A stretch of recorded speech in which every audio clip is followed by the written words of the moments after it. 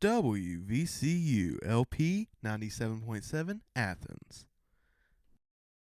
From Athens, West Virginia, this is Old Boots and New Roots.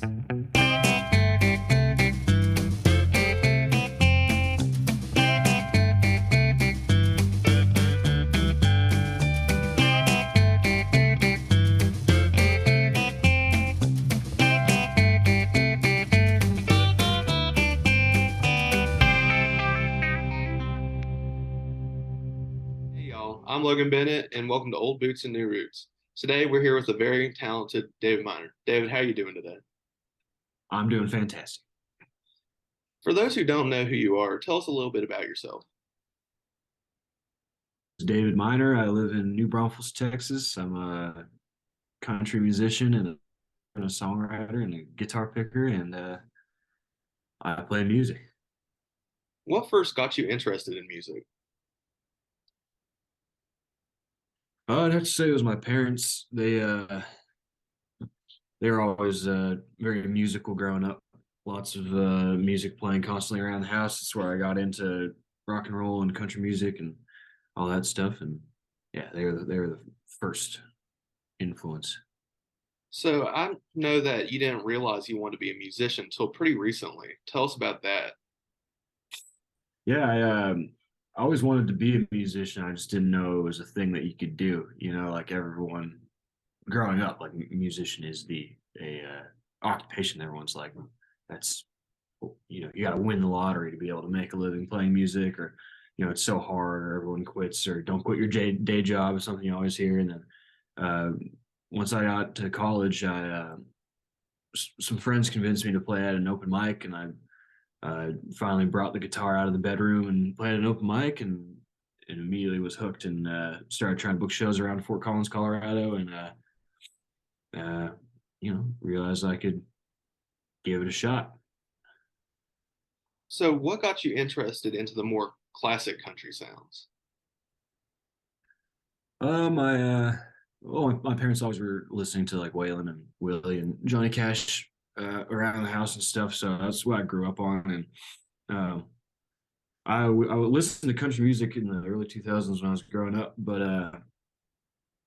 I kind of during high school stopped listening to country for a little while and was pretty heavy into rock and roll and stuff, and came back a few years later to country radio, and I was kind of shocked by what I heard. So I kind of started diving back into the old stuff that I'd grown up on, and realized that I value songwriting and musicianship and stuff, and Who it would you stuck. say are your biggest musical influences? Writing was I love Guy Clark. I love Tom T. Hall and Billy Joe Shaver. Those guys influence my writing, or I hope they do at least a whole bunch. But then music wise, just I love kind of classic Texas dance hall music and acoustic kind of singer songwriter stuff. So it's just a blend of all that kind of good stuff. If you could collaborate with one person, who would it be? Mm, ooh, that's really tough. I'm going to say one person who's not living would be Guy Clark. I think that would be, I mean, couldn't imagine anything better than that. And then I know that most of your early music was just you. So how'd you get into more collaborations with other people? I realized I wasn't that good at drums. I, I just started meeting people. It all, recording my own music just started as like a hobby and kind of messing around with it and putting out songs. And, again, when someone was like, oh, you can put it on Spotify and stuff. I was like, no, I had no idea. So I put it up there. And as I started to kind of venture out in the world of country music a little bit more and meet more people and make new friends, I realized there's a lot of very talented guys out there. And it's just more fun to play with talented people than yourself. So how would you describe your songwriting process? Uh, Imperfect. I'm really sporadic about it, and oh, I'm not a traditional country in a lot of ways. I'm pretty bad at co-writing because I have such a weird kind of writing style, and I'm I don't write often, but when I do, everything flows out. And yeah, imperfect, sporadic. That's my writing style. I was listening to an interview you did, and you talked about your songwriting being like poetry. I like, yeah, I want it to be poetry. I think the words should be able to stand on their own and be enhanced by the music. And I've always enjoyed creative writing in many different forms. And yeah, I think songwriting has a lot to borrow from uh, poetry and even novels and stuff like that. So most recently, you dropped the album Heartache Songs. Tell us a little bit about the making of that. Oh man, it was the most fun I've ever had making a record because it was the most different people I could work with and really talented people, and it was my friends. It was a lot of people that I consider very good buddies of mine, and uh, I really enjoyed writing the songs for this album. I feel like it was like the record I've always wanted to make because it was I had a talented enough band to kind of pull off that kind of honky tonk sound, which is a lot harder to pull off than a lot of people think it is. So. Uh, yeah, I just had a blast. I really enjoyed it. What is your favorite song of yours to perform?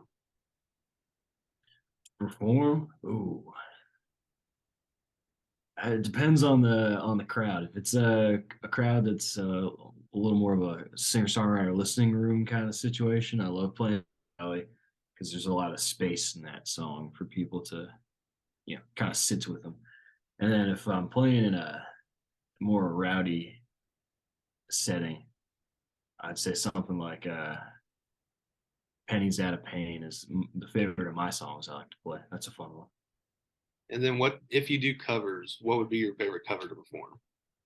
Oh, Freeborn Man by we do the Jerry or no, the Tony Rice version, but it's an old Jimmy Martin song, and a lot of my favorite guitar players have covered it. And it always gives us a chance to pick, and it's just high energy. We play it at tempo 500 BPM, and it's a lot of fun.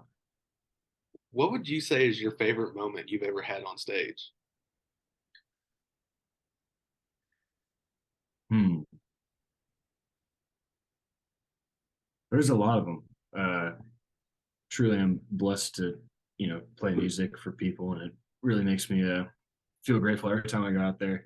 I'd say my favorite time was we were playing at the Mission Ballroom in Denver, Colorado, and that was the biggest venue we'd ever been invited to play at by anyone. And the band and I were very very nervous to go out there, but I think the second we all walked out together and like the crowd kind of made a big sound, and all three or all four of us kind of looked at each other and like, oh, this is gonna be a lot of fun, and it was a lot of fun.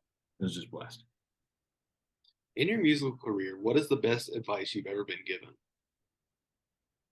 Best advice I've ever been given. I had a friend of mine tell me recently to just stay my course and not panic, and that everything will work out if I just keep doing what I'm doing, keep growing and learning and stuff. And that's I think that's something I need to remind myself of every day because it's really easy, especially as a like an independent solo artist, to get in your own head and be disappointed in your numbers or your show attendance or whatever the heck. But uh, you know, just push it and be able to like look back on yourself a year ago and say, okay, I am like Looking at things are gonna. 2023, what all do you have planned? My plan is just to play as many shows as I possibly can and get in front of as many people as I can. I'm writing, building up another album's worth of songs. We'll see what happens with that. Yeah, I'm excited. I'm excited to kind of get my foot more in the door in the kind of Texas music scene since I'm pretty new around here, and I'm yeah, just lots of shows, as many as we can do. If people want to find out more about you, where can they follow you at? I'm on Instagram, Facebook, Twitter at David Minor Country or davidminorcountry.com. That's where all the tour dates are. Well, thanks for talking with me today. Yeah, thanks for having me. You have a good day. Yeah, you too, man. Appreciate it.